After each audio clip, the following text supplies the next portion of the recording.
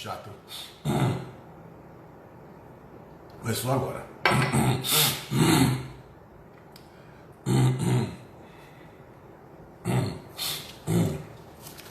Começar aqui.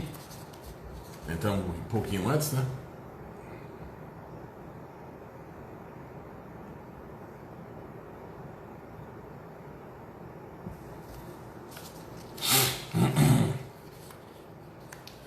Ver se vai entrar alguém, né?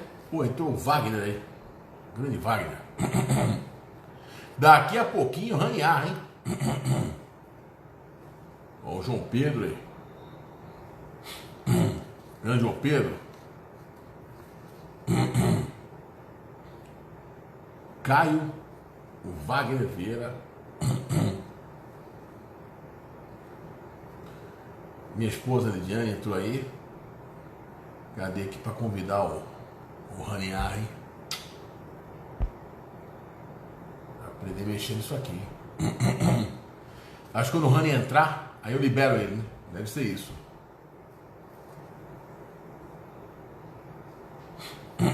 Olha, estamos com 7 pessoas.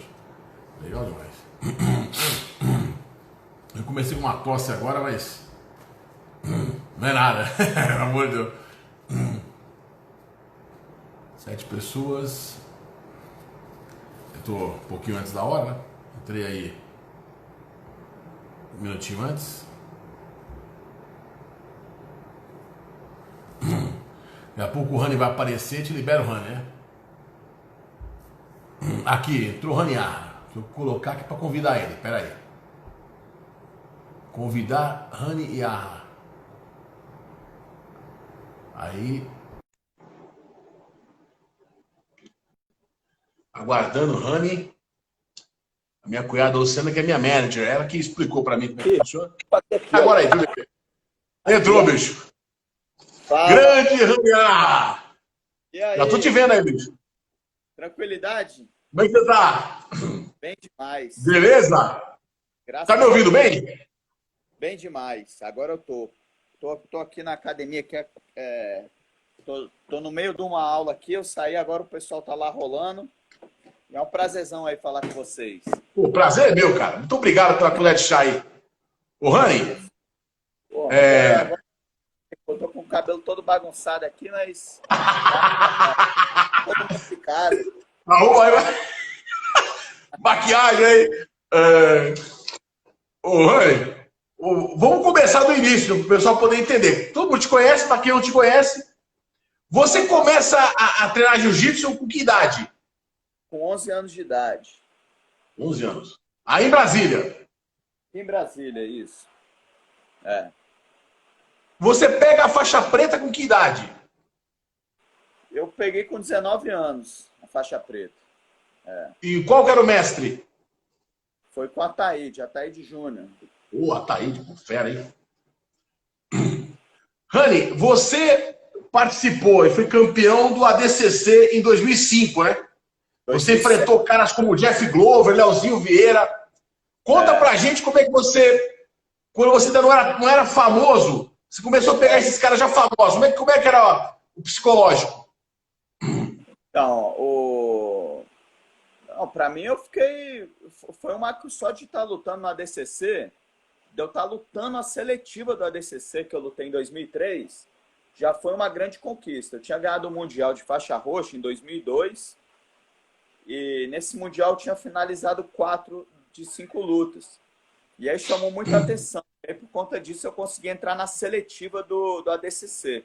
Hoje em dia, a seletiva é aberta, a seletiva para lutar o ADCC. Naquela época, aberta assim, o cara vai lá, paga a inscrição e vai lá lutar, né? Pode ter 200 inscritos. Naquela época, não. A seletiva já era um evento grande. Ser campeão da seletiva já era uma coisa grande. Você tinha que ter um currículo para participar. Né? A seletiva era de 8 pessoas para um V1 que ia ser o representante do Brasil na ADCC. Né? Que aí chegava lá, tinha os atletas convidados. Aí em 2003 eu lutei a seletiva e aí já peguei uns caras assim que já eram grandes nomes do jiu-jitsu na época, mais graduado que eu. Né? Eu tinha acabado de pegar a faixa marrom, eu lutei com com o Louro, que depois foi campeão do Bellator, o Luciano Azevedo, que é o único cara que finalizou o José Aldo no MMA. José Aldo, lembro. Eu lutei com esse pessoal aí e venci. Aí fui lutar o ADCC em 2003. Na segunda luta, eu lutei com o Léo Vieira, né, que já era um faixa preta, campeão mundial, já era o melhor ali da época, foi campeão. É grossíssimo. E aí eu vi que era um animal diferente ali, né? Era uma realidade diferente ali para eu poder me tornar campeão do ADCC e exigir de mim muito. Mas aí eu segui com esse objetivo, com esse foco. Nesse meio, aí em 2005, lutei novamente. Fui para a final com o Léo Vieira, venci alguns... Foi vice-campeão, né? 2005 foi vice. De 50 minutos. Na semifinal, eu venci um outro campeão mundial de jiu-jitsu, o Márcio Feitosa, que era tricampeão mundial, que é tricampeão mundial de jiu-jitsu, né? Mas é isso. E aí, em 2007, eu fui campeão. Você derrotou o Jeff Glover e o próprio Leozinho Vieira em 2007. O Jeff Glover, eu já tinha lutado com ele em alguns campeonatos de luta sem kimono lá nos Estados Unidos. E aí, em 2009, a gente se enfrentou novamente. Lá, aí eu venci ele em 2009. A minha vitória com o Leozinho foi em 2007. Entendeu? Sim. Você ganhou do Jeff, o Jeff estava no auge, né? O Jeff Glover era o cara em 2009, né?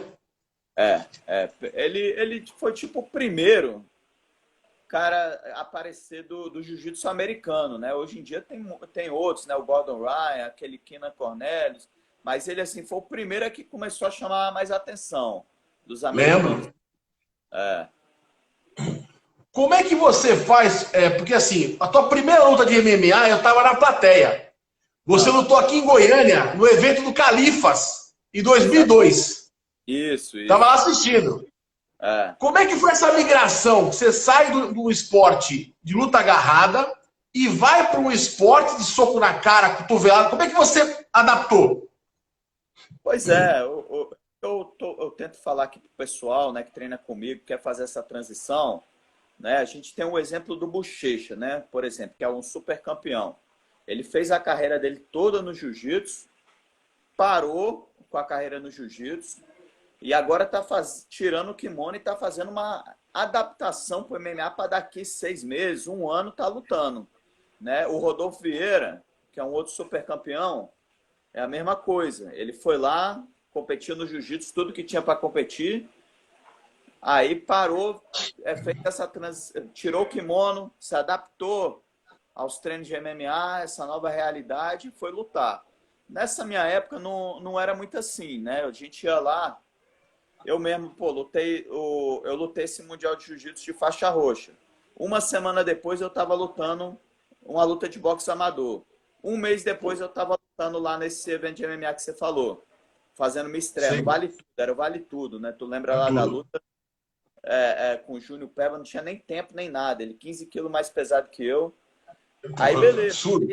Aí passa um tempo, já tinha um outro campeonato de kimono. Então, era tudo misturado, assim, né? A gente era do jiu-jitsu, representante, só tirava o kimono, ia lutar e depois voltava a competir no jiu-jitsu, né? Era mais assim na época. Rani, e a tua segunda luta também foi em Goiânia. Eu também estava na plateia. Você lutou um evento que foram 3 lutas numa noite. Que um amigo meu lutou com você e perdeu, o Muzila. Aqui de Goiânia, você finalizou ele no Batalhão. Preciso ter acesso a lutas, cara, porque eu não tenho essa estreia aí que você falou e esse evento. Porque, para te falar a verdade, esse dia que eu fiz 3 lutas num dia, eu posso considerar que foi um dos dias assim mais importantes assim da minha vida, né? Porque para mim internamente foi a maior vitória, né? Eu estava comentando esse fim de semana com os amigos, eles falando qual foi a vitória mais importante e tal. Eles falando que foi uma luta no UFC, uma luta que repercutiu e tal, mas na verdade, internamente assim, e acho que a nível de evolução mesmo, esse dia que eu fiz 3 lutas num dia, naquele evento, e até pela condição do evento, que não era um evento grande, não era nada, né? O chamava TNT. TNT vale tudo, o nome do evento. TNT vale tudo. Exatamente. O vestiário era um quarto, era todo mundo aquecendo no mesmo vestiário. E eu era muito novo, tinha essa maturidade para estar lutando. primeira luta eu lutei lá com o Fábio Chon. Voltei pro vestiário, comecei a vomitar sem parar de adrenalina. Acho que ele tinha me acertado na barriga. Aí fui lá, lutei com o Muzila. A luta foi muito tensa, teve muita alternância até que eu consegui pegar no Mata-Leão. Voltei pro vestiário, vomitei de novo. E aí foi pra final lá com o Cabecinha, né? E aí ele já me deu um socão no olho, perdi a vista do olho, inchou meu olho.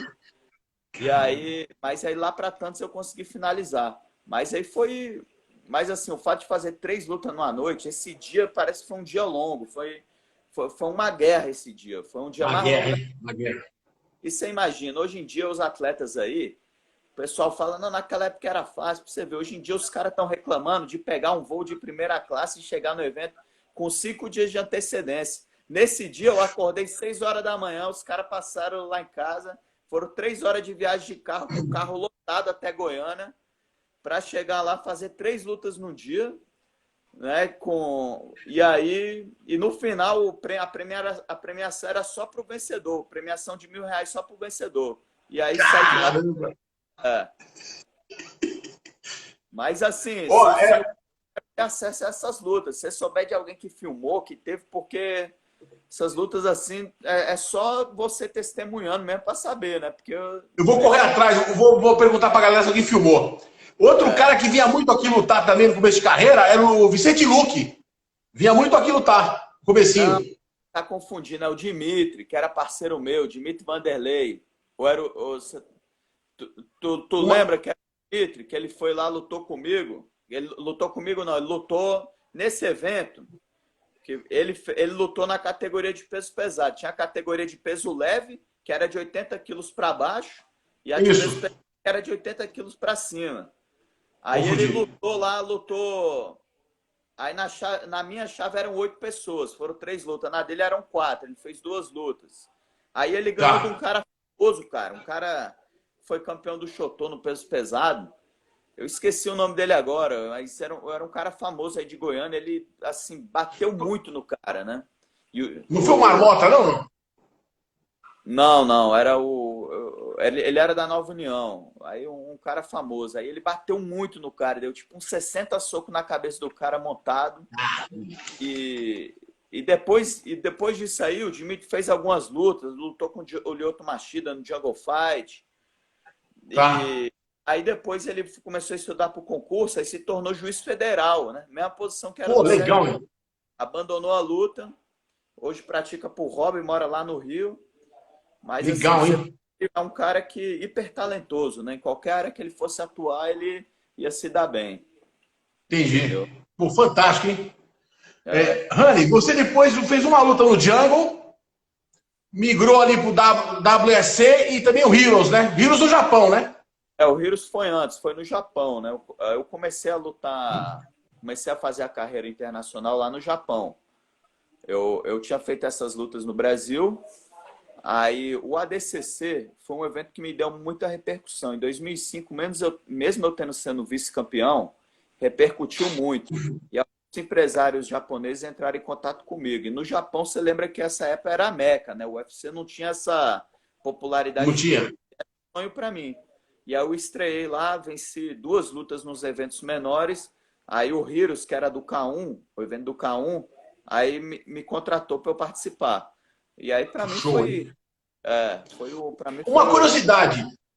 Esses contratos, você tratava do contrato ou você tinha um empresário? Não, tinha um empresário.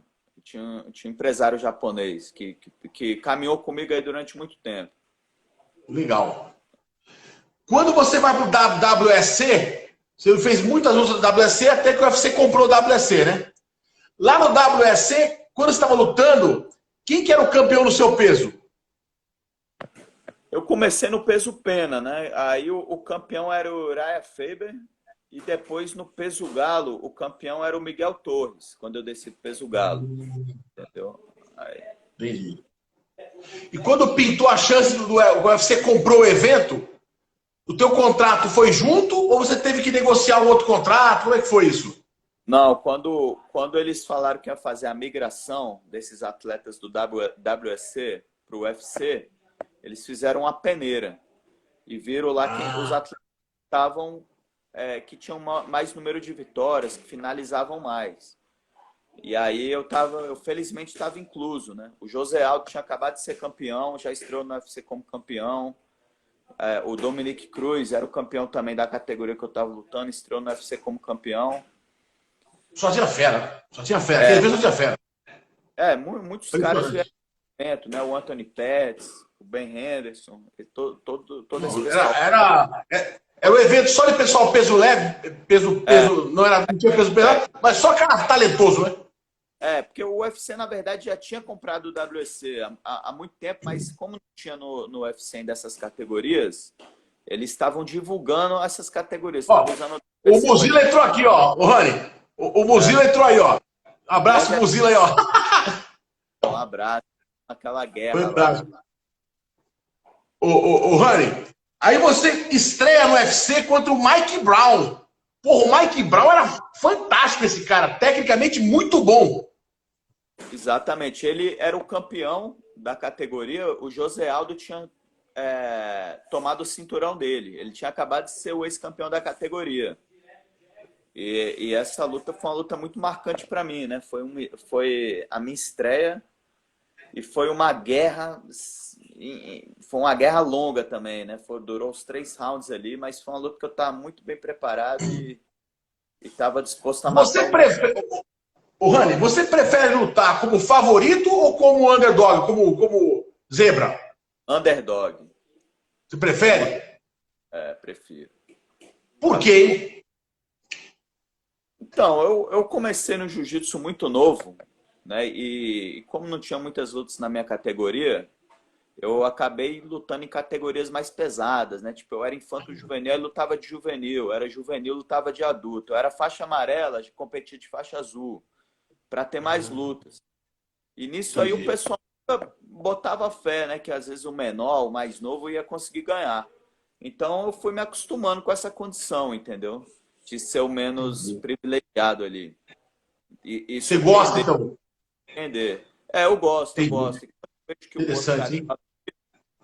Eu sou meio do contra, assim, geralmente, até em discussão, assim. Aí eu gosto de me dar uma motivada a poder surpreender as pessoas. Bom isso aí. Ô, Rani, uma vez conversando com o Ricardo Arona, ele me falou que quando ele ia no hotel, tá os oponentes, né? O cara ia tomar café, papapá, ia pra pesagem, ele ficava filmando fisicamente como é que era o oponente. Se tinha o pescoço grosso, se tinha a canela fina, e ali já traçava uma estratégia pelo biotipo do cara. Você tem esse costume de analisar o oponente ou não? Fisicamente? Tenho. Na verdade, não muito, porque assim, a gente vem do jiu-jitsu, a gente já vem daquela cultura de que o tamanho não importa. O cara pode ser musculoso, pode ser o que for, que a técnica vai superar. Mas o que eu faço, eu procuro estudar muito, né? Eu vou lutar, eu procuro estudar muito meu oponente, ver em que ele é bom. E eu acho que hoje em dia as pesagens servem muito para isso. Aquela encarada serve muito para você dar aquela primeira sentida no cara, entendeu? Até no aperto de mão ali, se rolar aperto de mão, que hoje em dia a galera tá se batendo nas pesagens, né? Isso aí já serve para você sentir um pouco ali o que está por vir. Entendi. Uma coisa interessante que eu perguntei também pro Pequeno na última live. Quando começa a luta, que entra o primeiro golpe ali, você já dá para você sentir se o cara tem a mão pesada ou é aquele punch que não vai te incomodar? O que você sente no começo do combate que entra aquele jab, entrou em você ali? O que você consegue detectar do oponente? Então, na hora que entra o primeiro golpe, para mim, acabou a adrenalina, acabou a expectativa, entendeu? Aí começou a luta de verdade. Se for eu que acertei o cara que me acertou. Tipo, aquela expectativa toda antes de você entrar na luta, antes de você ir para uma situação que você criou muita expectativa, muita adrenalina, mentalizou muito. Para mim, acaba, não é nem quando o juiz fala vai, é quando você sente o primeiro contato com a pessoa. Que aí você entra no automático, entra em tudo que você treinou e começa a estar mais presente ali na coisa. E aí, Eu tinha mais uma coisa para falar. Faz a pergunta novamente, por favor. Era do golpe, né? Do primeiro golpe. Começou a luta ali, tomou o primeiro golpe. Como é que você sente a pressão do cara? Tem mão pesada, não tem? Isso. Aí, agora, no meu caso, em muitas lutas, já aconteceu do seguinte, que eu acho que é uma coisa que acontece muito com o Khabib no Magomedov também, que é um cara que não tem uma excelência da trocação, mas ele acaba levando vantagem, por quê? Porque os caras vão para o chão, depois que começa a desenrolar a luta de chão, e a luta volta em pé, lá no segundo, terceiro round, a força, tanto minha quanto a do cara, já não é mais a mesma, né? A pegada.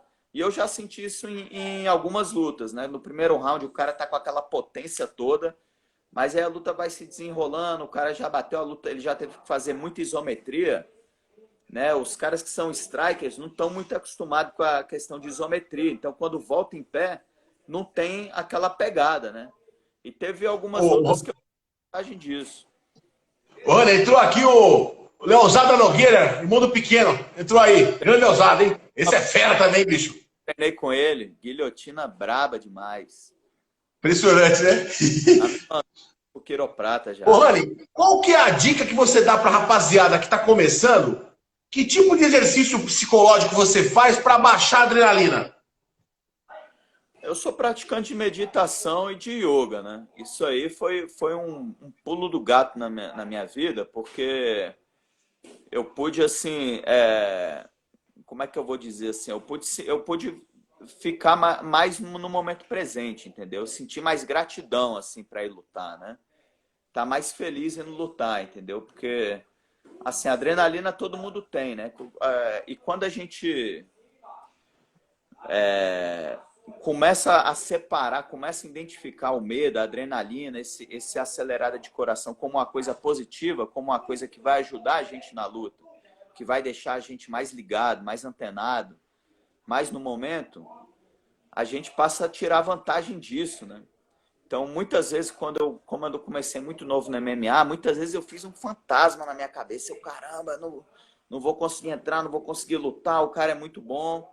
Mas aí isso que eu te falo que foi uma coisa que me ajudou, porque eu comecei a ver que esse pensamento, eu tinha condição de não chegar nesse ponto, de criar esse fantasma na minha cabeça e controlar minha respiração e começar a enxergar essa adrenalina como uma coisa boa, né? Uma coisa controlável que pode ser usada a nosso favor. Então a gente vai para uma luta, né? Às vezes para o pessoal que está assistindo, está ouvindo aqui, que o pessoal às vezes não luta, mas vai para uma prova, vai para uma coisa que tem muita expectativa. E aí a gente tem que ver que essa ansiedade, a gente tem que controlar ela e que conforme a gente controla, ela vai beneficiar a gente, né? Porque vai deixar a gente mais ligado ali no momento. É até interessante isso, porque quando a gente está rolando na academia, você faz uma noite de 4, 5, 6, 7 rolas, e aí quando acaba, dependendo da intensidade, você demora para dormir, né? Se o treino foi à noite, eu mesmo, se eu treinasse 9 da noite, eu ia dormir 2 da manhã. Interessante. À noite, né? Acontece isso, né? Até chegar em casa e descansar. Rani, estou perguntando aqui se você teve alguma lesão que te obrigou a operar alguma coisa? Eu já tive uma lesão no braço, tive uma lesão já no joelho, no ombro, operei o ombro também e operei de desvio de septo. Entendi. Eu bati com você, ó, joelho eu operei, ombro eu operei e o nariz também. Rapaz, quando você volta a respirar é bom demais, né? É bom. É bom. Atualmente, você está em qual equipe? Porque nos Estados Unidos, quando você viaja, você fica na América Top Team, não é isso? Exatamente. E no Brasil, como é que você faz? No Brasil, eu tenho minha equipe de jiu-jitsu, Raniar BJJ, que é uma equipe pequena que tem 30 pessoas somente, né? Eu ministro as aulas, tem um pessoal que compete, uma equipe pequena, mas que tá indo muito bem, tá sendo muito bem sucedida. E aí eu faço meus treinos aqui, né? E aí, você treina com a família Inocente, né? Com o Guto e o seu Carlos Inocente, né? A trocação? Também, treino na parte de trocação lá com eles também. Exatamente. Muito legal. Quando você vai para a América Top Team, como é que funciona isso aí na prática? Lá tem Existe algum hotel que a equipe te coloca? Existe uma casa de atleta? Como é que funciona isso? A academia é gigante, né? E lá eles têm os alojamentos lá para os atletas que vêm de fora, né? Como eles recebem muitos atletas do exterior, da Europa, do Japão, de tudo que é lugar, eles têm os alojamentos lá. E aí eu fico lá no dormitório, né? Um dormitório bom, né? Tem um quarto lá só para mim. E aí já é na academia, eu já faço tudo lá, já acordo, vou treinar. Fica um ambiente perfeito para fazer um camp, né? Que não Uma tem curiosidade. Hoje você tem o seu empresário, seu manager, e tem a academia que dá o suporte. Sem falar valores, só para a gente entender. Como é que no campo profissional funciona isso? A academia cobra um percentual do contrato? Como é que é na prática? Bom, nesse caso, como o meu manager, o meu empresário, ele é o dono da American Top Team, aí é tudo incluso, é tudo no mesmo pacote, entendeu? Eu dou a porcentagem lá para eles, tudo com as funções dele que ele faz de empresário e também pelo serviço da academia também, pelos treinos também, entendeu? Certo. É. Uma coisa que eu tive lá nos Estados Unidos, tive em Atlanta e tive em Detroit. Até meu primo e meu mestre, Rodrigo Artilheiro. Uma coisa que eu percebi lá é que no Brasil, quando você vai treinar, o cara vai competir aqui, o resto vai competir. Todo mundo junta para ajudar. Mas lá nos Estados Unidos eu percebi, não sei se o local que eu fui, lá é um pouco mais profissional. Eu vou te ajudar, mas não é aquela coisa da camaradagem. Foi o que eu vi lá. O que você sentiu em relação Brasil e lá para treinar? Diferença. Aqui no Brasil, realmente, a gente faz muitas coisas no coração, né? Eu acho que lá tem essa questão profissional, que é tudo muito bem conversado antes, né? Por exemplo, se você vai fazer um treino, você vai explorar lá uma academia, vai se beneficiar com o uso de uma academia, de uma equipe, ou no caso, você tem que deixar alguma coisa lá também, entendeu? Não sei se vai ser no sentido financeiro, ou se você vai ajudar alguém lá no próximo camp. Entendi. Né? Lá é tudo, mas assim, lá é tudo muito claro aqui, né? Uma coisa, e eu vejo que esse profissionalismo no alto nível, do jeito que as coisas estão, isso faz uma grande diferença, né? E eu morei lá, eu gosto muito dessa mentalidade aqui no Brasil, e eu vi que aqui é diferente, aqui é tudo muito no coração, né? Se que você vai dar uma aula, a pessoa não quer pagar, ela acha que você está fazendo um favor, tem muito dessas coisas aqui, você sabe. Mas na verdade não, pô, você está fazendo um favor que você está dando uma aula, entendeu? Então aqui tem muito dessas coisas. E eu trouxe um pouco dessa mentalidade aqui para as coisas que eu ia fazer aqui, com relação a treino, com relação a aula, com relação a tudo. E eu vi que aqui era uma mentalidade bem diferente, assim, né? Mas lá é business, né? É business. Lá é negócio, né? lá funciona como business. Lá a coisa funciona como... Você vê, a amizade lá é business, entendeu? A amizade é business. Você vê dois amigos tomando uma cerveja num bar, aqui, se você vê isso, eles estão geralmente falando ali de futebol, falando da vida dos outros. Lá eles estão falando, não, eu vou fazer meu negócio online, vou construir não sei o quê. Casamento lá é business. Lá é um grande, por exemplo, né? Lá tem um negócio que é... Lá tem muita mulher que se casa e se dá bem porque casou, porque lá tem um negócio lá que se a mulher se separar do cara, o cara tem que ficar pagando um salário para ela lá. Pagar salário. Então tudo é business. Então, assim, Entendi. coisas são muito bem conversadas antes. Entendeu? Rani, você tem ideia de assim, um projeto? Vou lutar até um ano tal, aí vou parar, vou montar uma equipe, já ter sua equipe, vou ser manager, vou ser empresário dos caras. O que você pensa? Bom, eu pretendo continuar lutando por mais uns 2 anos.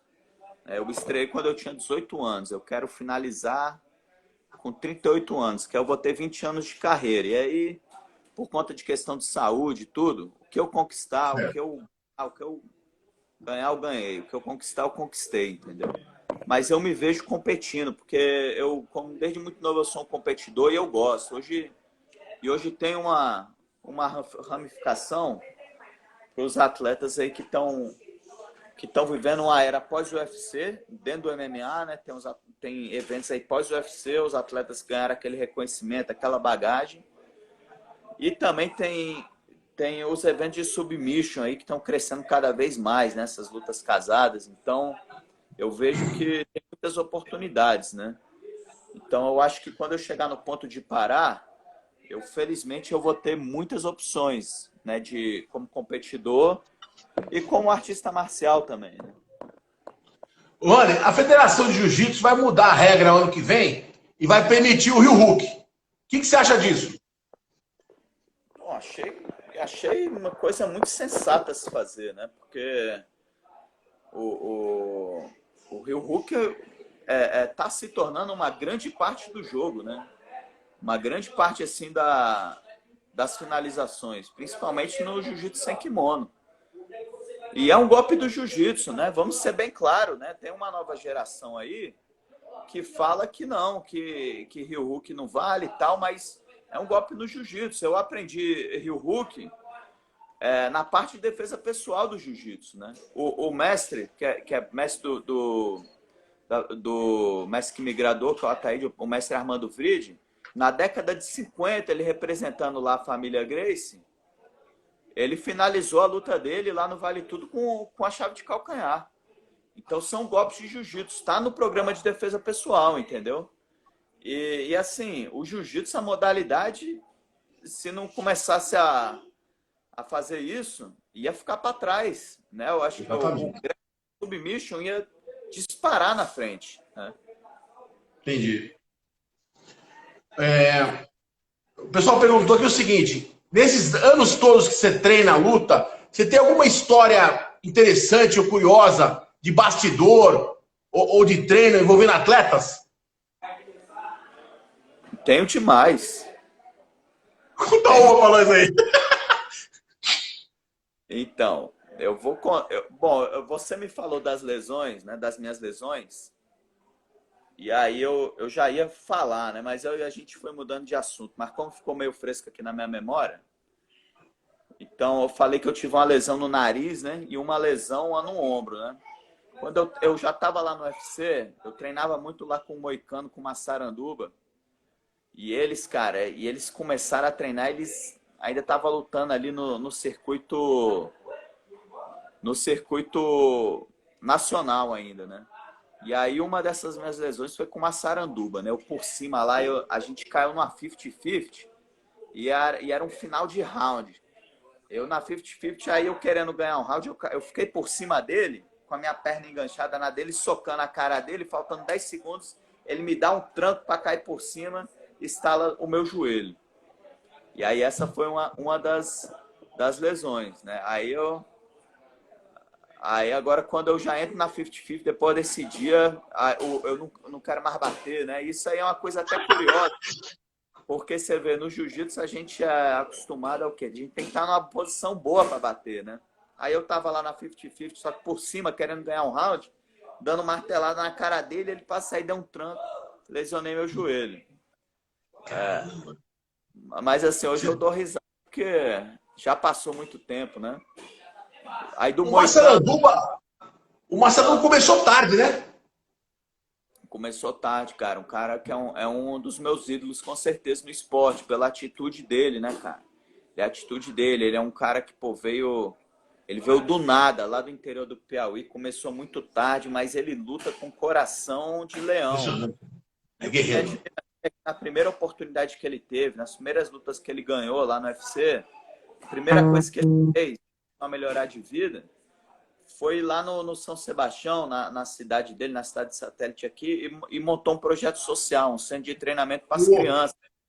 Legal, então, hein? você vê que é um cara diferenciado. É um cara Diferenciado. que, na primeira oportunidade que teve, pensou ali nos outros, né? Pensou na nova geração. Isso Legal aí, isso. tem muito valor. Não é divulgar, tem que divulgar essas coisas, pô. Ninguém divulga, né? Não divulga, o Massaranduba é um cara, ele é bem assessorado, ele é forte na mídia, bem conhecido, né? As lutas dele têm reputação. É muito querido, o público adora ele, né? O público adora ele. É.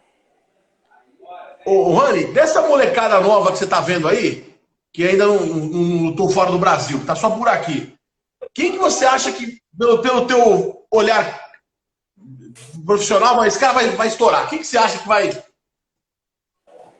Olha, aqui em Brasília a gente tem um garoto que é muito bom, né? Que é o Herbert Índio, né? Ele já está com 13 vitórias, tem só uma derrota que foi bem controversa. Ele finaliza a maioria das lutas. Já lutou fora e tá dependendo muito de uma entrada lá no UFC. Mas eu Qual o peso? Ele é peso galo. Ele luta no peso galo. Que é a mesma categoria que eu luto atualmente.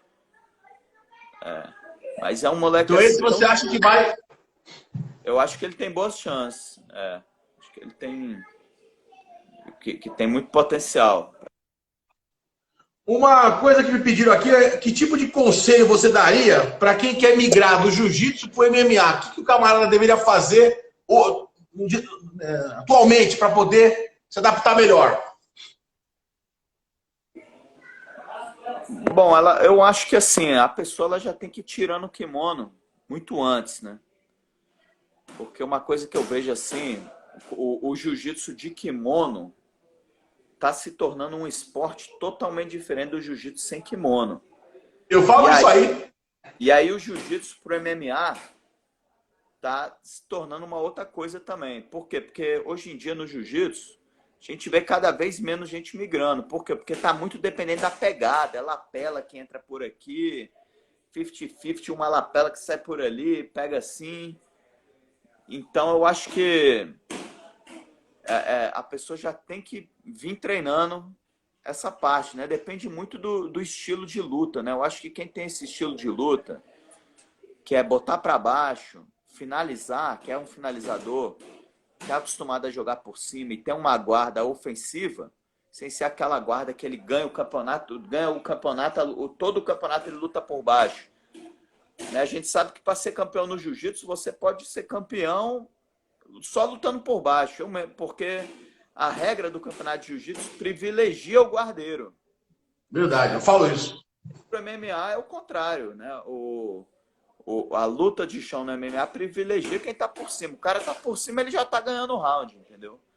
Então, essas pequenas mudanças aí que precisa. Então, acho que depende muito da escola de jiu-jitsu que o cara vem para ele ter uma boa transição. Né? Eu tive a felicidade de vir de uma escola que já valorizava essa parte, porque eu cresci no jiu-jitsu já sabendo que era o jiu-jitsu tinha a parte de kimono, a parte sem kimono e a parte de luta real, né? Então, assim, na época que eu estava lá, faixa azul, roxa, tinha muita luta porta fechada, tinha muito confronto ali entre as academias, porque não tinha MMA ainda. Então, a gente já estava meio que preparado para isso, mas hoje em dia, para fazer uma transição, eu acho que já vem já de antes, entendeu? Já vem do jogo. Eu acho que o Rodolfo Vieira, por exemplo, o Bochecha, esses caras vão fazer uma boa transição, o Rodolfo já fez, porque já eram finalizadores, né? Já gostava de dar o jeito ali de jogar ofensivamente. Certo. Então, é por aí. Rani, estamos chegando no final aqui. Eu queria as suas considerações finais, agradecer demais você pela colher de chá. E a tua mensagem final aí para a rapaziada. Minha mensagem de final é desejar sucesso a todos, desejar que todos os sonhos se realizem e que a gente trabalhe duro aí para conquistar eles. Desejar muita saúde e felicidade a todos. Agradecer você, né? A gente falou aí dessas primeiras lutas aí que eu fiz, eu acho que foi uma parte muito importante para mim, essa primeira luta de MMA. Goiânia é parte da minha carreira desde a época do jiu-jitsu. Eu cresci no jiu-jitsu indo para Goiânia e competir. Era pouco campeonato aqui em Brasília, pouco campeonato em Goiânia também, mas a gente tinha que estar sempre viajando aí. A primeira competição que eu participei sem kimono também foi aí em Goiânia, acho que em 2001, entendeu? E então é um lugar aí que tem um significado muito especial para mim. Então, legal. Valeu, muito obrigado pela oportunidade. Obrigado demais, Jânio. Muito obrigado, viu? Aí. Valeu. Valeu. Valeu, galera. Forte abraço aí. Abração. Falou. Falou.